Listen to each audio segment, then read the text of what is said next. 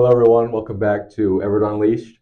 This is a very special episode of Evart Unleashed because we have our very own superintendent, Mr. Boyer. How are you doing? I'm doing well. Thanks for having me today, Mr. Wing.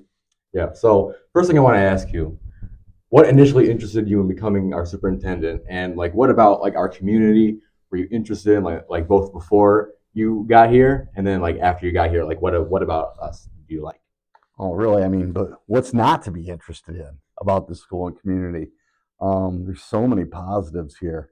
But for me personally, I think one of the big factors was that I'm from Osceola County. I've always been from Osceola County. I've had the opportunity to work at some other school districts like Morley, Stanwood, and Beale City Public Schools. But throughout that time, I've always been an Osceola County resident. And in fact, I own property in the Evart district, and I am a taxpayer here in Evart as well. So being close to where I'm from was a real enticement. Um, uh, Another factor that I thought would really help me is that I know a lot of people locally in Osceola County. I know the people that we can work with as a school district to, help each other out and help each other get better. And I student taught here. I don't know if you know this, but back in 1998, when this high school was a brand new building, I had the opportunity to student teach here, and it was a really amazing experience. There was a fantastic principal, Mr. Bogner here, and he had just recently brought something I think you've heard of, RTC. He Oh, had wow. just brought RTC to the district, and we were doing a big training that year, and it was really exciting. I learned so much, and then I got the opportunity second semester to teach an eighth grade class for the semester to fill in for a teacher who was retiring, and that was my first experience having my own class, and it, it was fantastic. So I had nothing but positive memories of Everett Public Schools. Right. Real quick, did you grow up in Osceola County, like in around Everett? I did grow up in Osceola County. Unfortunately, I am not a Wildcat graduate, but I Oh. was a Coyote graduate. Ugh. But back in those days, the Coyotes made many forays over to Mishler's Drive-In to hang out. So I did come on over frequently and hang out in the Everett district. I had friends here in Everett. Okay, well, that's good. At least you're not working with them anymore. Right. Okay. Now that you're in your second year here, what's your experience been so far? Like, what's been the most rewarding or most challenging part of your job? Well, the most rewarding part has been really getting to know the students and staff of Everett Public Schools. Um, so many interesting people working here and going to school here. Like yourself, Mr. Wing. Seeing you participate in the DDA meetings Right. that I go to as well. It's great to see that kind of outreach and student participation in our community. It's obvious that people here care a lot, not just about the school, but about the whole town. Right. I agree. So I understand you were a principal at Beale City. How is being a superintendent here different or similar to that previous job? Um, the key difference, I would say, and I don't know if this plays into a later question or not, but perhaps the most disappointing thing about being a superintendent is how far you are removed from this, working with students. Right. As a principal, I was with students every single day. And not just for disciplinary reasons, but I was also in classrooms helping students working, when a test needed to be read aloud. I was reading that test aloud. I was helping students take that boater safety test. And as a superintendent, I just don't get nearly as many of those opportunities. I was in kindergarten this week, watching a literacy lesson, and probably the highlight of my week was being able to jump in with those small groups of students, writing some of their first sentences and being able to help them a little bit and coach them along. Um, that's the part I really miss about being a teacher and a principal. It's the students. Yeah. Is there anything about being a superintendent that you enjoy that's different from your principal? Yes, I can make the final decisions Of course. on how we proceed, like how we're spending our money. As a principal, you have to negotiate Right. for how the money is spent, and as a superintendent, I can decide. I have a lot more leeway in deciding how that money is spent for the district. How does it meet our goals for instance. Mm-hmm. Yeah, speaking of goals, what were some goals that you had for the district when you came here? Well, my board has some goals for me, but I set some goals for myself. And I think the goals that I set for myself are the easiest ones to understand. I took about a semester to assess the situation, to see where we were as a district, what were our strengths, what were our weaknesses. And I saw 3 areas that I thought I could help with. And they have been my areas of focus since I've been here. And those areas would be early reading instruction. Our reading instruction wasn't where it needed to be. And that's not unique to Evart. This is a problem we're seeing not only in Michigan, but across the United States. You may have seen recently in the news that suddenly Mississippi has become the model for reading, which is a little surprising, but they were in such a dire situation that they got on board with some of the science of reading that we're doing here now at an earlier stage. So that was one of my goals. A second goal was our graduation rate. We unfortunately had a lot of students not graduating on time, and we're trying to be much more intentional about that. Miss Wallace, your guidance counselor that you have here, has a formula now that she works with students year by year, so that we can provide more support and again intentionality to the graduation process, supporting students earlier, so they're not getting to the end of their junior year or their senior year and then realizing, holy cow, I've got a mess here. Cleaning it up a little bit early. Right, that's good. What about some more? I got one more. Sorry. The third leg of the tripod, behavior. We had some work to do on behavior because students can't learn and teachers can't teach when we have severe behavioral issues in the classroom. So we've been working really hard on that. We now have a district-wide behavioral coordinator. Her name is Mrs. Bissett, and she's been doing a fantastic job. What her role is whenever we have some really difficult cases that have everybody stumped or stymied, she steps in and she conducts an analysis of what's going on, and then she does a behavior plan and then helps monitor that plan for fidelity with our staff to support that student. All right. All right. So I was going to ask, what about some more long-term goals you have for the future, next few years? Are there any big projects that you're excited about? Yeah, I've got a couple I'm excited about. And I would say if we want an overarching theme to it, I would say college and career ready.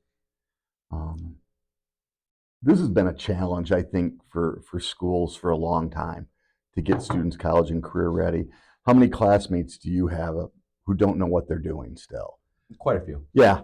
I would like to start getting ahead of this a little better. And one of the ways that we want to do that is we want to have a position next year where we have a guidance counselor like Miss Wallace at the high school, but at the middle school. Want to start actually picking kids up in 5th grade and have someone who is basically working 5th through the first half of 9th grade, preparing all of our students at Evart for what their college and career options are going to be. And I think this is more important today than it has ever been in my lifetime. We've had things that have happened in the world like automation, changed industry and changed production. The internet came about. I remember when I was here in 1998, it was still kind of a new thing that we were using email and stuff like that. And that was really a revolutionary change for the world. But our next one is artificial intelligence. Right. It's going to change jobs, careers, and when I reflect on it, I think about you, and I think about the fact that in whatever career you choose, you may not retire in it because there may be so many changes that you're forced to shift careers in your life. And I think about our kindergarten students right now, and I think by the time they graduate, the workplace is going to look really different. And I think we really have to get working to prepare them for that. And I think 5th grade is right about the right time to start the conversation, because I want our kids, by the time that they're juniors and seniors, I really want them to know, at least have a really good idea on 1 or 2 things that they want to do. And that way we can more tailor their educational experience to match what they want to do in life. But when we don't know what we want to do, it's hard to match the educational experience to that. Sounds good. I like that a lot. I guess another thing I could add, and again, I don't want to blow up another question down the road, but I am pleased to announce something new that also fits with this goal of having our students college and career ready. We were just notified yesterday afternoon that we are one of 52 schools in the state of Michigan, and we are the only school in our region that has been approved for a statewide CTE grant. That's Career and Technical Education. Many of our students here at Evart go over to Big Rapids to the Career Center and take some career tech style classes. We are going to be able to start offering our own. We're going to have our first program right here at Evart. It's unique and it's different from anything being offered in the area. We're going to start prepping our students in middle school with it, and then our high school students will have the option of continuing on in this career and technical path, and the path is artificial intelligence. It will have two pathways, a technical pathway and a non-technical pathway. For students who choose the program and choose the technical pathway, you can think of it as being inside the black box of AI. They're going to do the Python programming. They will work on creating the AI system and working to program it as those large language models or the machine models work. The other pathway, the non-technical pathway, learns how to operate the AI efficiently so that they can go to work for a business, a corporation, and help them utilize their AI, whether it be for production or advertising or marketing or human resources or whatever the needs of the company are. They can tailor the AI product to support the company.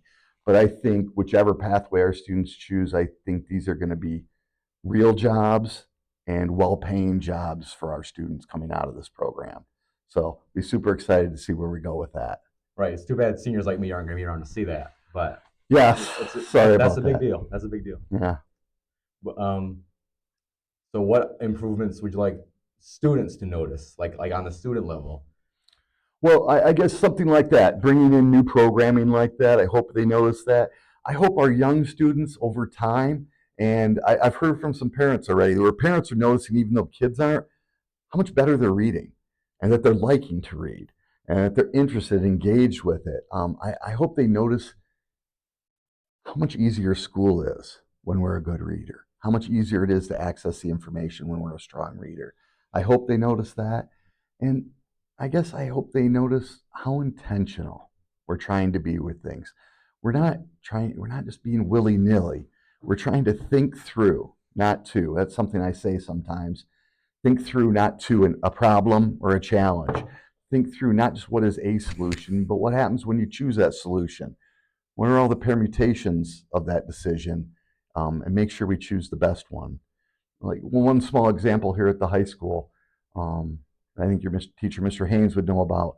We're moving to having 4 years of regular English for our high school students, not just 2 or 3 years and then an elective course to finish off or something like that. But 4 years of regular English, 4 years of math. I think it's important that we prep you for the whole world, you know? Right. So more about your job. Students might not understand like what it is that you do, or like on a deeper level, other than, well, he's the head of the district. What do you wish students understood more about your job? Like, what do you think they'd find surprising about it? Maybe how lonely it is. How's it lonely? Well, in most aspects of school life, if you're a student, you have peers and you have friends. If you're a teacher, you have a lot of peers and friends. And the further you go up, the smaller your pool gets. And in a district our size, I'm our only superintendent. There's no assistant superintendent. So it's just me. So sometimes it's a tad lonely. But I was an only child, so I guess I'm well prepared for a lonely existence. I'm curious, what does the typical day in the life of Mr. Boyer look like? I usually like to start out right away with a cup of coffee, like you provided today. Thank you. A cup of coffee and hit my emails. just to see what's happened in the night. Are there any immediate concerns that I need to take care of today? And then starting about 8:30, I am in meetings almost all day, every day. I'm in meetings from around 8:30 to 3 throughout the day. Whether those are meetings on the new online education program we're working on for Evart, so that kids have an online pathway and a face-to-face pathway and an alt-ed pathway next year. A lot of changes after you're leaving. But having long conversations about these things, thinking through them to make sure we're getting these decisions right, meeting with employees who are having trouble and need some help solving a problem. But basically, it's meetings all day trying to solve for issues. It's interesting and challenging work that I love. All right. Yep. This sounds fun for me. I don't know if anyone else would find that fun, but I think you sounds fun to would. me. Yeah. Yeah, Right. for sure. So you like to work with the students. So now you're head of a district.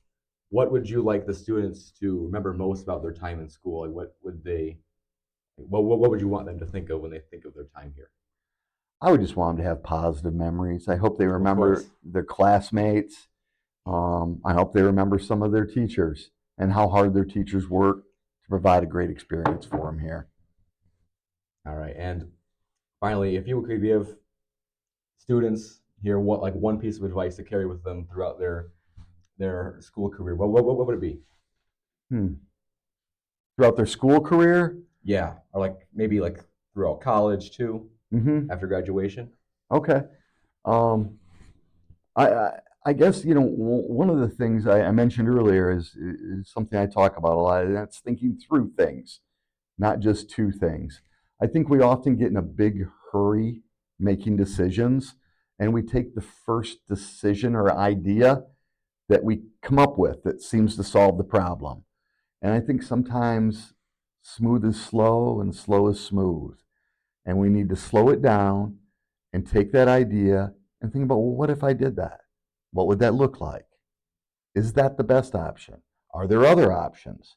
What would happen if I chose the other option? I'd like them to slow down a little bit and think things through before we make rash decisions. Good, I like it.